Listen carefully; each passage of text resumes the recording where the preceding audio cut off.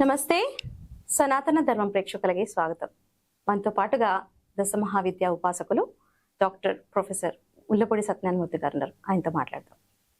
నమస్తే గురుగారు. నమస్కారం మా శ్రావణి మేడం గారు. గురుగారు, జనరల్ గా ఓంకారం అనే వర్డ్ మనం వింటూ ఉంటాం. ఓంకారం సాధన చేయడం వల్ల వైరాగ్యం లాంటివి ఏమైనా వస్తాయా, లేకపోతే ఎవరైనా చేసుకోవచ్చా? దీని మీద అంటే చాలా మంది ఏంటంటే ఓంకారం చేస్తే వైరాగ్యం వస్తుంది అంటుంటారు. మీరేమంటారు? వైరాగ్యం రావడం అంత ఈజీ కాదమ్మా. ఇప్పుడు బాబాలు, ఇప్పుడు ఉన్నటువంటి సాధువులు, సన్యాసులు, ప్రవచనకారులు వీళ్ళంతా భక్తుల్ని ఉత్తేజపరచాలని చెప్తారు. మీరు పూజ చేసుకోండి, ఈ హోమం చేసుకోండి, ఈ యజ్ఞం చేసుకోండి, ఇలాగ దేవుడి నామం జపించండి, మోక్షం వచ్చేస్తుంది అని చెప్పేస్తారు. వీళ్ళు నిజమే అనుకుని శివరాత్రి రోజున ఉపవాసాలు ఉంటారు, జాగరణలు ఉంటారు, మోక్షం వచ్చేస్తే ఇంకెందుకు? మోక్షం అంత ఈజీ కాదు. ఫస్ట్ అసలు చెప్పిన వాళ్ళకే మోక్షం రాదు, ఇంత పెద్ద స్వామీజీలకే మోక్షం రాదు. ఎందువలన అంటే శ్రీకృష్ణ పరమాత్మ భగవద్గీతలో క్లియర్ గా చెప్పాడు, నన్ను తెలుసుకోవాలని, నన్ను చూడాలని కాదు. దేవుడు ఎప్పుడు కనబడ్డ ఎవరికి, ఆయన తెలుసుకోబడతాడు. నన్ను తెలుసుకోవాలని కోటాను కోట్ల మంది జనాభాలు ఉన్నారు కదా, 1 కోటి మంది జనంలో నుంచి ఒకటి ట్రై చేస్తాడంట, ఇంకొక కోటిలో నుంచి ఇంకొకటి ట్రై చేస్తాడు. ఇలాంటి బ్యాచ్ ఒకడు కలిపి ఇలాంటి వాళ్ళు 1 కోటి మంది ఇంకా సాధన చేస్తూ ఉంటే అందులో నుంచి ఒకడే సెలెక్ట్ అవుతాడు. వాడొక్కడే కృష్ణుడిని తెలుసుకోగలుగుతాడు. అంత టఫ్. కాబట్టి వైరాగ్యం అంటే ఏంటి? పెళ్ళం తిడుతుంది అనుకోండి మగుడికి, వాడు ఏమనుకుంటాడు, ఇదిగో నువ్వు నన్ను తిడుతున్నావు, నేను హిమాలయ పర్వతానికి వెళ్ళిపోతాను, తపస్సు చేసుకుంటాను, వైరాగ్యం వచ్చేసింది నాకు అంటాడు. అంత ఈజీ కాదు. హిమాలయ పర్వతాలకు వెళ్ళిపోవడం, తపస్సులు చేసేయడం, అక్కడ చలి కొరికేస్తుంది, పిప్పని నొప్పులు వచ్చేస్తాయి. అందువలన వీళ్ళంతా ఏం చేస్తారు, ఈ సాధువులంతా కూడా ఇలా వాళ్ళు నిజమైనటువంటి సన్యాసులు కాదు. వైరాగ్యం అనేటటువంటిది రావాలంటే ముందు 2 స్టెప్స్ రావాలి. భక్తి రావాలి, జ్ఞానం రావాలి, ఆ తర్వాతే వైరాగ్యం వస్తుంది. ముందు వైరాగ్యం రాదు. ఏదో ఓంకారం ఓం ఓం ఓం అనేస్తే వైరాగ్యం వచ్చేస్తే మొత్తం దేశంలో ఉన్న వాళ్ళందరూ హిమాలయ పర్వతాల్లో ఉండాలి. ఇక్కడ ఎవరు ఉండరు. భక్తి అనేటటువంటిది గోపికల విషయంలో ఉంది.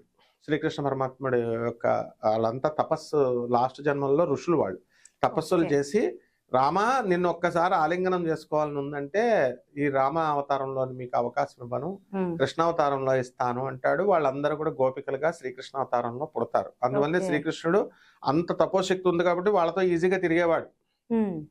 తర్వాత నెక్స్ట్ ఈ యొక్క గోపికలు వీళ్ళకేమో పరిపూర్ణమైనటువంటి భక్తి ఉంది, కానీ జ్ఞానం లేదు వీళ్ళకి, మూర్ఖంగా ఉంటారనమాట.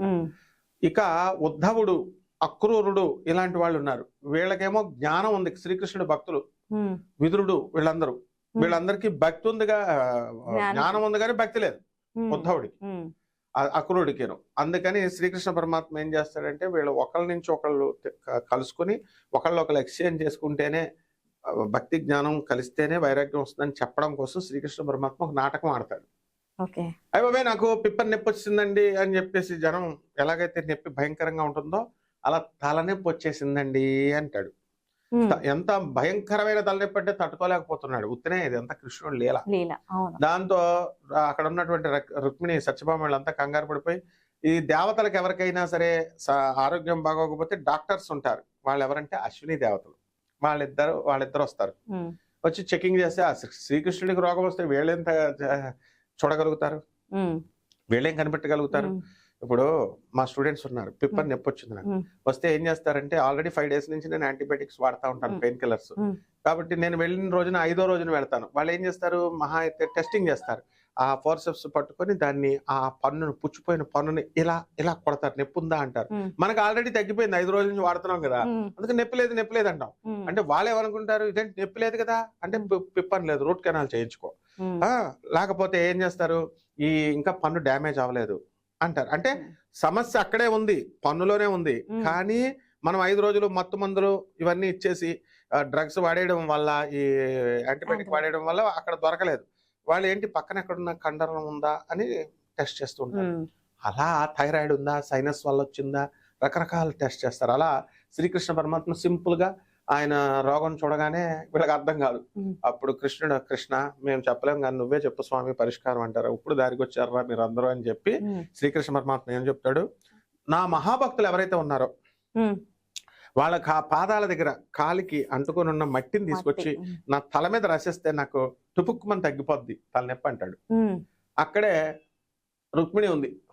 వీళ్ళందరూ ఏమంటారు, అమ్మా రుక్మిణి నువ్వు పతివ్రతవి, మహాలక్ష్మి అవతారానివి, నువ్వు నీ భర్త ఎంత కష్టపడుతున్నాడు, తలనొప్పి వస్తుంది, ఇచ్చేయమ్మా ఇచ్చేయి అని చెప్పగానే ఆమె అంటది, అమ్మో ఎక్కడైనా భార్య పాదాలకి మట్టి తీసుకెళ్లి భర్తకిస్తే నేను నరకానికి వెళ్ళిపోతాను, నాకు వద్దు బాబాయ్ అంటుంది.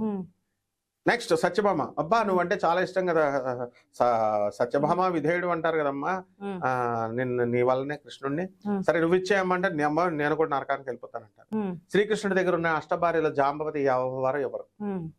అప్పుడు శ్రీకృష్ణ పరమాత్మ అంటాడు, ఓ ఉద్ధవ వెళ్ళి బృందావనం వెళ్ళి గోపికలను అడిగిరా నాయన, వాళ్ళన్నా ఇస్తారేమో చూద్దాం అంటాడు. ఈయన రథం వేసుకొని వెళ్తాడు. వెళ్ళేసరికి ఆ గోపికలంతా అక్కడ ఉంటారు. ఉండి ఏం చేస్తారు, ఏమైంది, ఆ నల్లని తుమ్మెదలు ఉంటాయి అక్కడ, ఆ నల్లని తుమ్మెదలని వంక పెట్టి కృష్ణుడిని తిట్టి పడేస్తారు. ఆ నల్లని వాడు నల్లని తుమ్మెదలు మమ్మల్ని వదిలేసి వెళ్ళిపోయాడు, చీటింగ్ చేసాడు అని తిడతారు. వాళ్ళ ప్రేమ పారవస్యాన్ని చూసి ఉద్ధవుడికి బుర్ర తిరిగిపోద్ది, తిరిగిపోయి కలంట నీళ్ళు వచ్చేస్తాయి. ఇంత ప్రేమ, ఎంత భక్త అని, కపటం లేని ప్రేమ. అప్పుడు అడుగుతా, ఎంతకీ ఏమైందయా బాబు, ఎందుకు వచ్చావు నువ్వు మహాన్ బాబా అని అడుగుతారు వీళ్ళు. అడిగితే శ్రీకృష్ణ పరమాత్మగా తలనొప్పి వచ్చేసింది, ఆ భక్తులు మట్టి కావాలని అన్నారు అందుకని వచ్చారంటే, ఒరే యూజ్లెస్ ఫెలో, నువ్వు ఇంత టైం ఎందుకు వేస్ట్ చేసావు నువ్వు, అసలు భార్యలను అడిగి ఊరంతా ట్రావెల్ చేసి ఫస్ట్ అయినా మా దగ్గరికి వచ్చేస్తే మేము ఇచ్చేద్దాం కదా అని, మేము నరకానికి పోయినా పర్లేదు, మేము మాకు అవన్నీ అనవసరం అని చెప్పేసి గబగబా అక్కడ కొట్టేసేసి ఆ దుమ్ము తులిపేసేస్తే అది తీసుకొచ్చి ఈ యొక్క ఉద్ధవుడు ఇచ్చేస్తే ఆ శ్రీకృష్ణ పరమాత్మ ఇలా రాసుకుంటాడు, అమ్మ తగ్గిపోయింది అంటాడు. అంటే ఇక్కడ ఏమిటి ప్రూవ్ చేయాలనుకున్నాడు ఆయన. అది ఇక్కడ ఉద్ధవుడి నుంచి గోపికల భక్తిని చూసి ప్రేమను చూసి నేర్చుకోవాలి. ఆ ఉద్ధవుడు ఆయన దగ్గర జ్ఞానమే ఉంది, భక్తి లేదు. వీళ్ళకేమో మూర్ఖత్వం, భక్తే ఉంది, మూఢభక్తి.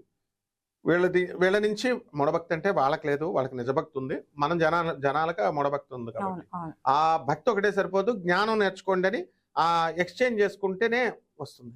అందువల్ల ఈ రెండు ఎక్స్చేంజ్ అయితేనే మనకి ఏమొస్తుంది, వైరాగ్యం వస్తుంది. సత్సంగత్వే నిస్సంగత్వం, నిస్సంగత్వే నిర్మోహత్వం, నిర్మోహత్వే నిశ్చలతత్వం, నిశ్చలతత్వే జీవన్ముక్తి. జీవుడు ముక్తి అవ్వాలంటే 3 స్టెప్స్ దాటాలి. చాలా మంది ఏమండి మా ఆయనకి మా పిల్లాడికి స్థిరత్వం లేదండి, అసలు ఫస్ట్ మనకుంటే కదా స్థిరత్వం రావాలంటే ముందు 2 స్టెప్స్ చేయాలి. సత్సంగత్వే ఫస్ట్ స్టెప్, మంచి వాళ్ళతో తిరగాల. సత్సంగత్వే నిస్సంగత్వం, అప్పుడు నిస్సంగత్వం డిటాచ్మెంట్ వస్తుంది. నిస్సంగత్వం వచ్చిన తర్వాత నిర్మోహత్వం, దేని మీద మోహం ఆశ ఉండదు, నిర్మోహం వస్తుంది, నిర్మోహత్వం వస్తుంది. నిర్మోహత్వం తర్వాత నిశ్చలతత్వం వస్తుంది, అంటే స్టెబిలిటీ వస్తుంది. ఇది 3వ స్టెప్. అందరికీ తెలియక ఏమనుకుంటారు, నిశ్చలతత్వం స్టెబిలిటీ ఫ్రీగా వచ్చేయాలి, ఈ మొదటి 2 స్టెప్స్ అంటారు, రావు. అలాగే నిశ్చలతత్వం వచ్చిన తర్వాత జీవన్ముక్తి, జీవుడు ముక్తుడవుతాడు. అది శ్రీకృష్ణ పరమాత్మ తెలియజేయాలనుకున్నాడు, అందుకని తెలిసింది. కాబట్టి ఇక్కడ మనకి ఈ యొక్క శ్రీకృష్ణ పరమాత్మ ఏ విధంగా అయితే తెలియజేశాడో, ఈ యొక్క భక్తుల యొక్క వైరాగ్యం అప్పుడు వస్తుందని, వైరాగ్యం వచ్చిన తర్వాత భక్తి జ్ఞానం 2 కలిసిన తర్వాత వైరాగ్యం వస్తుంది. అప్పుడు మనకు మోక్షం వస్తుంది. ముందు వైరాగ్యం రావాలంటే భక్తి, ముందు 2 స్టెప్స్ రావాలి కదా. వైరాగ్యం రావాలన్నాడు, ఓం ఓం ఓం ఓం ఓం అంటే వైరాగ్యం వచ్చేద్దంటే అందరూ చేసేస్తారు, ఇక రాదు. ముందు భక్తి రావాలి, తర్వాత జ్ఞానం రావాలి, తర్వాతే వైరాగ్యం వస్తుంది. అందుకని చాలా మంది తెలియక ఏం చేస్తారంటే, ఇదిగో నువ్వు ఓంకార స్వరం చేస్తున్నావా, ఓంకార జపం చేస్తున్నావా, అయితే నీకు వైరాగ్యం వచ్చేస్తుంది, చేయకు, ఓంకార సాధన ఉత్తు ఓంకార సాధన చేయకూడదని జడిపిస్తున్నారు. ఇవి లేకుండా మరి ఓంకార సాధన చేయడం ఏమన్నా ఫలితం ఉందంటారా దానివల్ల? ఖచ్చితంగా ఉంది. ఇప్పుడు ఓంకారం అనేటటువంటిది ఉత్తు ఓం నమః అన్నా వచ్చేస్తాడు పరమేశ్వర్, ప్రణవస్వరూపం. ఓంకారం అంటే ఏంటి, ఆ ఊ మా కలిస్తే ఒకార అకార ఒకార మకారాలు కలిస్తే ఓంకారమైంది. అదే పరమేశ్వర స్వరూపం. ఆ యొక్క నామంని ఓంకారం చేయగానే పరమేశ్వరుడు అందులోనే ఉన్నాడు, శబ్దశక్తిలో ఉంటాడు. స్వామి లైట్ ఎనర్జీయే కాదు, శబ్దశక్తిలో కూడా ఉంటాడు. శబ్దం నుంచే అదే మాతృకలు అంటారు. దుమ్ అనగానే దుర్గాదేవత పలుకుతుంది, ఓం అనగానే సకల దేవతలు పలుకుతారు, పరమేశ్వరుడు పలుకుతాడు. హ్రీం అనగానే శక్తి పలుకుతుంది. కొన్ని మంత్రాలు ఓంకారం లేకుండా కూడా హ్రీం నమః అనొచ్చు, హ్రీం దుర్గాయ నమః అనొచ్చు, దుమ్ దుర్గాయ నమః, ఓంకారం అవసరం లేదు. అయితే ఓంకారం కూడా పెట్టుకొని మనం ఓం నమ శివాయ, ఓం నమో నారాయణాయ పెడతాం, ప్రణవ బీజం అంటాం దీన్ని. కాబట్టి ఎట్టి పరిస్థితుల్లో మామూలుగా పామర జనానికి అర్థం కావాలని కొంతమంది అలా చెప్తారు. ఉత్తు ఓంకారం చేయకనైనా జీవితం మీద సంసారం మీద వదిలేస్తావు, నువ్వు వెళ్ళి సన్యాసి అయిపోతావని. ఎవరి పిల్లల్ని వదలరు.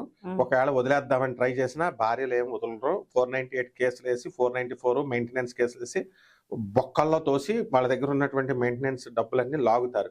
కాబట్టి ఈ చెప్పేవాళ్ళు ఏదో త్యాగాలు చేసేస్తున్నాడు, ఓంకారం చేసేయకండి మీకు వైరాగ్యం వచ్చేస్తుంది, అంత ఈజీ కాదమ్మా. అందుకని చక్కగా దర్జాగా ఓంకారం జపం చేసుకోవచ్చు. ఓం ఓం ఓం అని చేస్తే మనకి అకార ఉకార మకారాలతో మనకి జ్ఞానసిద్ధి కలుగుతుంది, ఐశ్వర్యం కలుగుతుంది, స్వామి అనుగ్రహం కలుగుతుంది, అన్ని పనులు అవుతాయి. థ్యాంక్ యూ గురుగారు. థ్యాంక్ యూ అమ్మా.